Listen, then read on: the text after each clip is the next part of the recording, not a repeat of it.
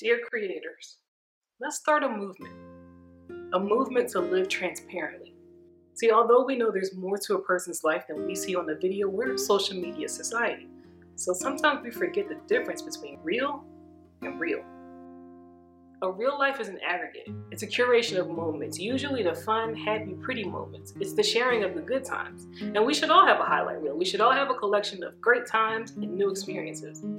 But we should also be unashamed to share the parts that aren't pretty, that aren't easy, and that aren't happy. A lot of stuff goes on that we don't record. So we only want to show the positivity and awesomeness of our vlogs, and we don't show a lot of the hardships of our vlogs. I don't want to bring the tone of the vlog down. Our vlog is usually quite positive, and I feel like I'm kind of bringing it down a bit by not being my usual happy self. You guys see 10 minutes of us being very happy, but that's not our complete lives. I don't film the bad stuff. I'm like deciding whether or not to vlog this. I've been bottling stuff in for a long time now. I'm just pretending like it's not affecting me so I can stay happy for these vlogs. I don't even know if I'm gonna put this up.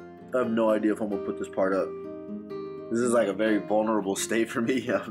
A real life is a collection of highlights mixed with the sad, ugly, and hard moments. It's the real issues we don't readily discuss but that affect our lives. And that is transparent living. Telling your truth, not your business. Everybody has problems, everybody has issues, and we choose not to put that in the video. I don't want people to just think I have this perfect life where I never get sad and nothing ever bothers me, and like edit out all the bits of life that I don't want you to see, because it's important that you guys know YouTubers can seem like they have the most perfect life. We love the fun stuff, the daily vlogs, the spontaneous adventures, and the cinematic travel videos. Nobody had to teach us how to share the fun stuff. We're just starting to learn the value of sharing the tough stuff. The freedom to tell our truth, share our story, and the assurance that we too can overcome hardships, those are just a few of the benefits of choosing transparency. Those times you allow us to go beyond the lens, it's been a beautiful start to many hard conversations, from alcoholism to abuse. The real moments resonate. My mom is a recovering alcoholic, and I had to call the ambulance on my mom. It was like I was that same kid dealing with my alcoholic parent. I had 5 things in collection. I almost got evicted out of an apartment, and I owed like $1,900 on a car. Kind of what I think led me to drinking. I was sleeping with a bottle, had a bottle in the closet and a bottle under the pillow, you know. It was a hard time in my life. Kind of get emotional talking about it right now, because I felt like I was gonna lose my life. I didn't want to YouTube no more. I lost the love for that. I had lost the love for people, and I had lost the love for myself. We need to be able to talk about what we're struggling with. And for me, I struggled with alcohol for a long time and didn't talk about it. I hid it. You want to talk about your weaknesses. You want to be able to own your story. I've never told you about this before because I don't really like to talk about it. As far as I'm concerned, I don't really have a dad. I haven't known him since I was like 6 years old because he did some pretty bad things. In fact, I put a link to a video that my sisters did recently with my mum. She's very brave. I never really talk about it and let me know I really didn't want to do this. But that was the really interesting thing, because it just shows the knock-on effect of domestic violence. Because when I asked you to do this, you were like, no, I don't want to do it, I'm really embarrassed. And that's why a lot of people won't talk about it. I never said anything to my mom. She knows about my abuse, but I don't think that she could handle hearing details about it. You lied to yourself. I didn't tell anyone about it for years. It like broke me to tell my mum about it because she then blamed herself. When you share your truth, your story, and your struggles, we see lives that are like our own. We've experienced the dissolution of friendships. We were so close at one point, and I think part of the reason why we're maybe not so close now is probably my fault. And the times when they've come full circle and friendships are restored. We're cool now. We're friends. We empathize and relate when you share about the loss of a parent. I don't know the sound of my own mother's voice. My mom died I didn't see it coming. The loss of a child. Hannah found out she had miscarried. And the end of a marriage.